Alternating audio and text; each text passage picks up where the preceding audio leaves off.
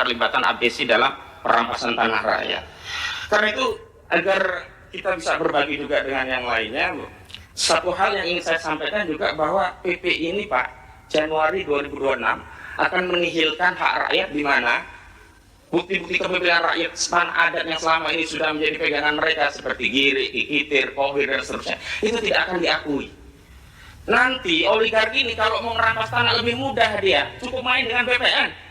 Sekarang saja yang PP ini belum berlaku, per Januari masih diakui Giri, masih boleh untuk peningkatan hak untuk menjadi SHM atau SHGB.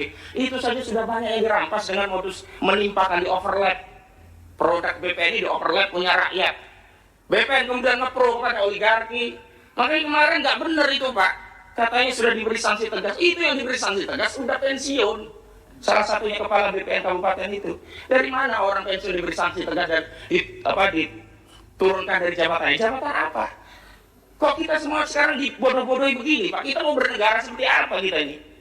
Apakah kita akan membiarkan negara ini dikuasai oleh swasta? Apakah, nah tadi negara, kita itu entitas negara loh Pak. Kok kalah dengan swasta? Sebagai contoh, di Lemo, desa itu ada apartemen tinggi. Kepala desanya nggak tahu siapa warga desa. Ketika masuk mau data nggak boleh.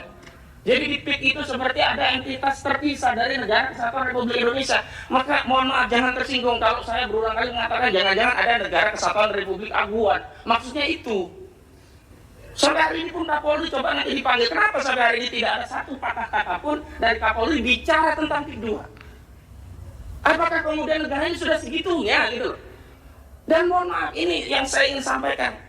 3 hari yang lalu saya kunjungan ke Kesultanan Banten bernama sejumlah purnawiran TNI. Ada Laksamana Slamet Subianto Purnawirawan, ada Pak Samsu Jalal Purnawirawan, juga ada Pak Sunarko Purnawirawan, Majen sama Laksamana. Kami menerima keluhan dari Banten. Apa coba sekarang narasi yang berkembang di wilayah Banten? Kami rakyat Banten dulu bergabung karena percaya NKRI ini akan mengelola tanah kami dan memberikan kesejahteraan kami sebagaimana amanat pasal 33 ayat 3 Undang-Undang Dasar 1945. Bumi, air, udara serta kekayaan yang terkandung di dalamnya dikelola oleh negara dan digunakan untuk sebesar-besarnya kemakmuran rakyat. Tapi apalagi hari ini kami saksikan bahwa bumi, air, udara, apa yang terkandung di dalamnya dikelola oleh swasta, dikelola oligarki dan untuk kemakmuran oligarki. Lalu apa alasan kami untuk tetap bersatu dengan NKRI? Ini sekarang narasinya di Banten itu sedang berpikir apakah kita kembali ke Kesultanan Banten, sekedar informasi. Lalu yang penting juga untuk kami sampaikan adalah bahwa kasus ini sebenarnya kalau negara hadir, sejak pagar itu 1 meter saja sebenarnya sudah selesai. Memang ini ada masalah besar. Tapi bukan berarti sebagai bangsa yang besar kita tidak bisa menyelesaikan persoalan ini. Caranya dengan apa? Jujur. Tadi yang disebut yang jadi tropical coastline itu Bapak-Bapak, mohon maaf saya kasih tahu.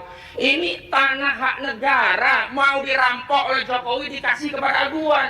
Kenapa? Dari 1.755 hektar proyek PIK 2 yang disebut dengan tropical coastline, 1.500-nya itu kawasan hutan lindung yang kewenangannya ada pada negara. Mau dikasih kepada PIK 2, dikasih ke Aguan. Ini korupsi. Penyalahgunaan kewenangan dan perbuatan melawan hukum yang menguntungkan diri sendiri orang lain atau korporasi, dalam hal korporasinya Aguan karena dapat tanah yang merugikan keuangan negara. Ruginya negara apa? Kehilangan kawasan hutan lindung yang itu mewakili kerugian rakyat. Sejelas ini sebenarnya masalahnya.